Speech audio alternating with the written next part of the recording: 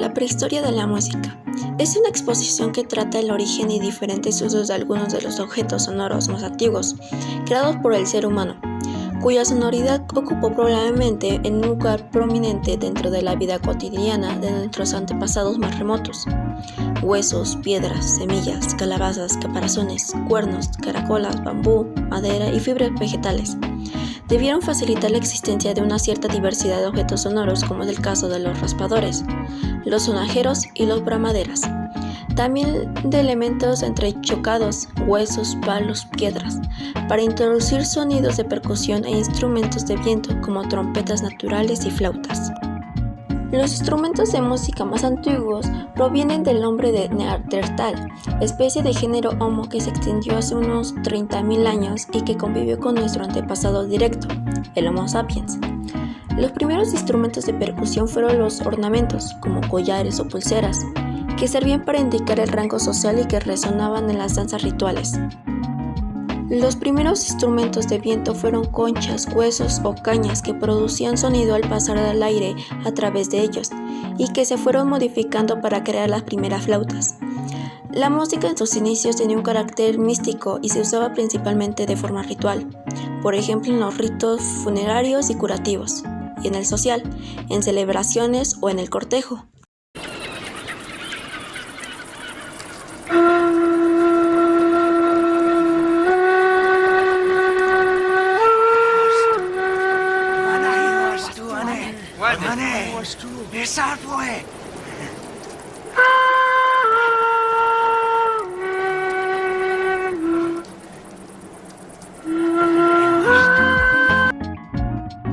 Entre los años de 1521 y 1821, México rigió su vida bajo el yugo español.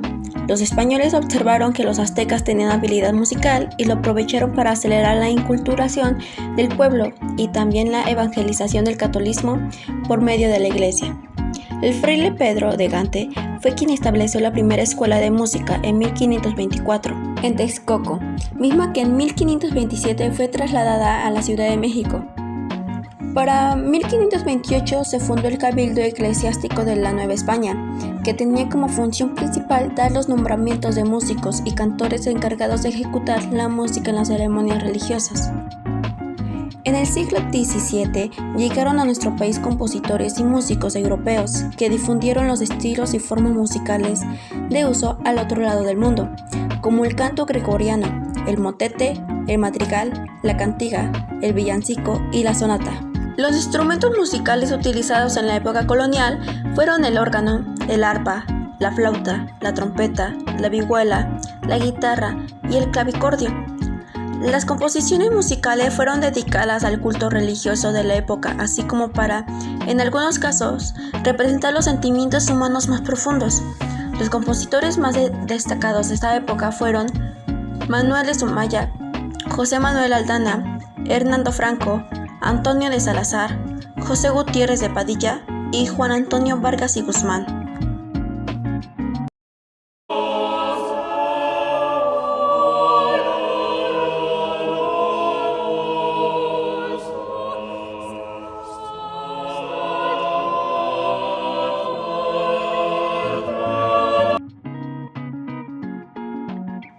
La música virreinal se escuchaba durante el siglo XVI, sirvió como una herramienta de evangelización, conquista o insurrección. Los instrumentos principales son el arpa, la vihuela y la voz. Estas melodías han influenciado en la música mexicana como los árabes huastecos. A finales del siglo XVI y comienzos del siglo XVII, tanto en España como el resto de Europa, la música vivió un importante cambio que terminó por ejercer gran influencia en la música, que se componía en los territorios conquistados del recién conquistado continente, conocida esa época como los inicios del barroco. El cambio ocurrió de modo imperceptible por la dinámica interna y la evolución de la música del Renacimiento, que cuando había alcanzado su punto máximo de perfección, rompió hacia nuevos horizontes, alcanzando la música americana de una forma natural, ya que la vida musical de nuestras catedrales estaba hecha según el modelo de las de España.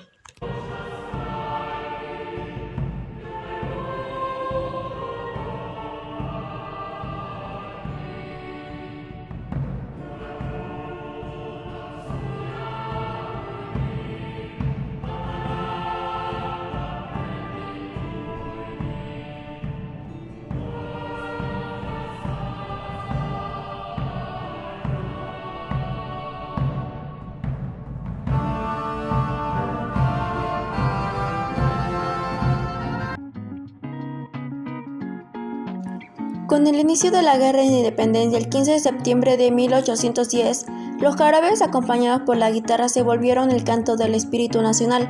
Entre los más populares estaban los enanos, el gato y el perico. Los jarabes mexicanos tienen como antecedentes los jarabes gitanos provenientes de Andalucía. Nacen como una canción y se convierten en danza. Tiene un compás vivo y un carácter alegre. En ese periodo también surgieron los llamados aires nacionales, obras que invocaban estampas o lugares de México, como el famoso Un paseo por Santa Anita, de Zenobio Paniagua, o Ecos de México, de Juli Duarte. De tal forma, la connotación de música mexicana se remite en los inicios de la música popular documentada a partir de 1785 con la publicación de los Sonecitos del País, de don Fernando de Galvez. Con la culminación de la Guerra de Independencia el 27 de septiembre de 1821, la naciente república comenzó un largo camino de reconstrucción, búsqueda de identidad y reconocimiento internacional que se vio reflejado en la vida cultural de la nación. La ópera se arraigó de México como el espectáculo favorito de la sociedad capitalina. El repertorio del teatro del Coliseo abarcaba óperas, zarzuelas, tonadillas y sainetes.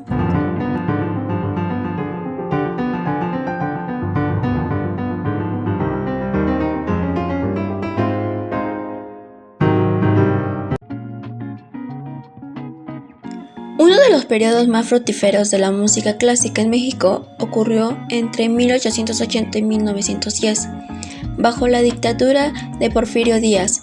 Si bien es cierto que estos años se caracterizaron por profundas desigualdades económicas y sociales, la relativa estabilidad política del país permitió que muchos compositores mexicanos absorbieran las innovaciones de las tendencias musicales en Europa y la funcionaran con las tradiciones ancestrales de México. El más creativo y con mayor obra fue Ricardo Castro, quien nota la marcada influencia europea, el grado de considerarse el más chopiniano de su generación. Basta escuchar sus mazurcas y valses para darnos cuenta de ello.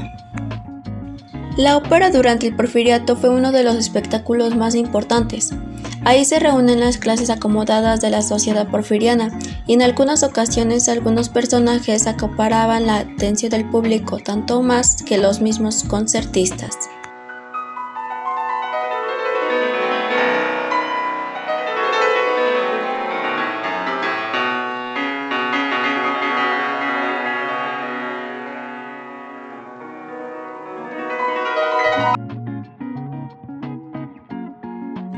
La música contemporánea surge con la posmodernidad, 1970 hasta la actualidad, y el auge de nuevos movimientos artísticos, culturales, literarios y filosóficos, no siempre coherentes entre sí desde el punto de vista ideológico.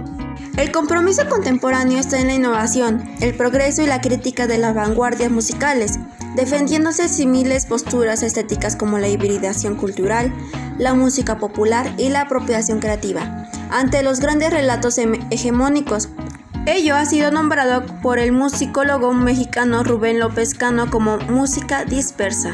La música contemporánea en México no ha podido escapar de las dificultades económicas de la región y el sentido en esa creación adquiere a la vida diaria, sometida a una velocidad de consumo y olvido que le da el traste con su posible riqueza.